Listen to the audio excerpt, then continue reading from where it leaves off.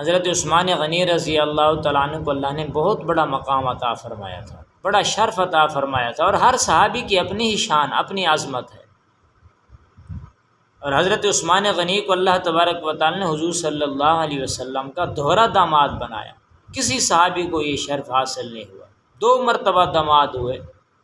ایک مرتبہ ایک بیٹی کی وفات ہوئی، آپ نے دوسری بیٹی عطا فرمائی۔ جب دوسری کا بھی انتقال ہوا، آپ نے فرمایا اگر اور بھی میری بیٹی ہوتی وہ بھی میں عثمان کو دے دیتا۔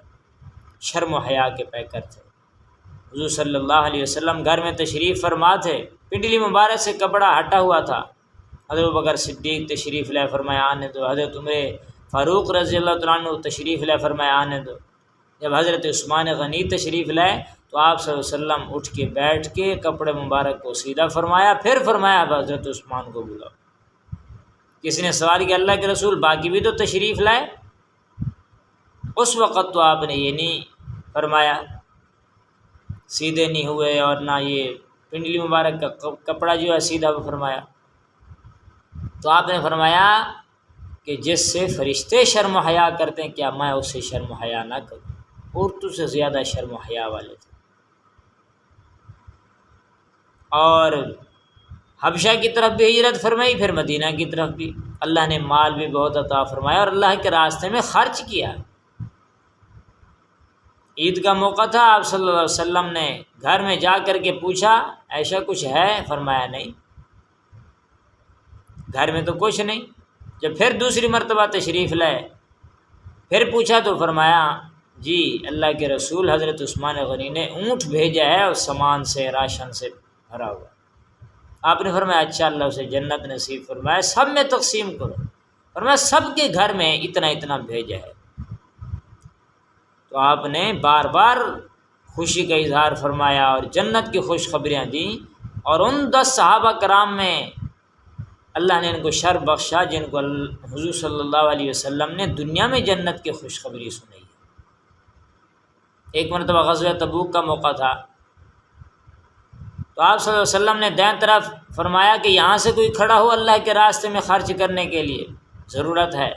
حضرت عثمان غنی رضی اللہ تعالیٰ عنہ کھڑے ہوئے اور فرمایا اللہ کے رسول میں 100 اونٹ بمائے سامان دوں گا۔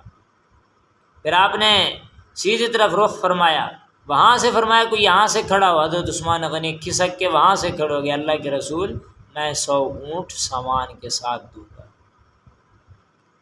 اور آپ صلی اللہ علیہ وسلم نے جب بائیں طرف رخ فرمایا اور وہاں سے پوچھا کہ یہاں سے کوئی کھڑا ہو،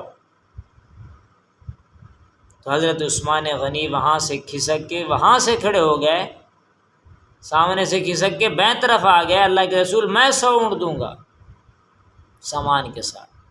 آپ صلی اللہ علیہ وسلم نے بڑی خوشی کا اظہار فرمایا اور ہر مرتبہ جنت کی خوشخبری دی۔ اور پھر اتنا اسی وقت نقد بھی عطا فرمایا کہ آپ صلی اللہ علیہ وسلم کی گود مبارک میں آپ الٹتے پھلٹتے جاتے تھے اور کہہ دیتے تھے کہ اللہ کے رسول فرماتے تھے کہ عثمان میں تجھے جنت کی خوشخبری دیتا ہوں، اللہ تو تجھ سے خوش ہو جائے، راضی ہو جائے۔ یہودی کے پاس کنواں تھا، لوگوں کو پانی بیچتا تھا۔ حضرت عثمان غنی رضی اللہ تعالیٰ عنہ وہ کنواں خریدا اور آدھا اس نے دیا، ایک دن آپ کی باری ایک دن میری باری کہنے لگا۔ فرمایا ٹھیک ہے۔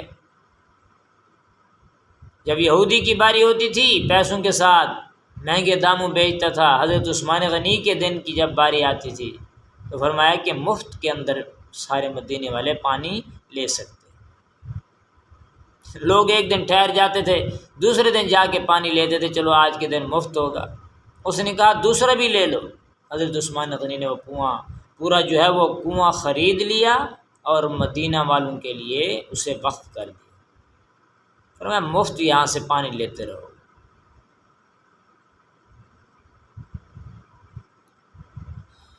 اور ایک مرتبہ جب قحط پڑا، تاجر لوگ راستے میں جاتے تھے، بڑے بڑے اور تاجروں سے مال خرید کر کے آتے اور مدینہ کے اندر مہنگے داموں بیچتے تھے۔ حضرت عثمان غنی رضی اللہ تعالیٰ عنہ کا بھی مال آیا، یہ لوگ راستے میں پہنچ گئے، دیجیے ہم آپ کو دگنا دیں گے۔ فرمایا نہیں میں اس سے بھی زیادہ والے کو دوں گا، 3 گنا دیں گے، 4 گنا۔ فرمایا نہیں اس سے بھی زیادہ والے کو دوں گا۔ تو کہنے لگے آپ کو اس سے زیادہ کون دے گا؟ کہ وہ اللہ کی ذات ہے جو 10 گنا دیتی ہے، 70 گنا، 700 گنا بڑھا کر کے دیتی ہے، اور مدینہ کے اندر آ کر کے سارا کا سارا تقسیم کر دیا۔ جانتے تھے کہ اصل آخرت ہے، اس کی فکر، اس کی تیاری کرنا ہے، اور جتنا اللہ کے راستے میں انسان دے اللہ اتنا عطا فرماتے، بلکہ سودا کرنا چاہیے، تجارت کرنی چاہیے اللہ سے، جب بھی ختم ہونے لگے، بے برکتی ہونے لگے، اللہ کے راستے میں خرچ کرنے لگ جائے انسان، اللہ مزید عطا فرمائے گا۔ آج انسان ایک ماہانہ دینے والا ہو، کہیں پہ خرچ کرنے والا ہو، جب تنگ دستی ہوتے سب سے پہلے اسی کو ہی پیچھے ہٹا لیتا ہے کہ تنگ دستی ہے، بے وہی تو راستہ تھا آنے کا۔ اور پھر جب آخری وقت آیا 18 ذی الحج کو، اور اسی کنویں کے پانی کو انہوں نے ترسا دیا کہ جس کنویں کو انہوں نے خرید کر کے مدینے والوں کے لیے وقف کیا تھا، اور 40 دن تک پیاسے رہے، بھوکے رہے، روزہ رکھتے رہے، قرآن کی تلاوت کرتے رہے۔ آخری دن حضور صلی اللہ علیہ وسلم کی زیارت ہوئی، فرمایا عثمان پریشان نہ ہو، آج کی شام کی افطاری میرے پاس آ کے کرنا۔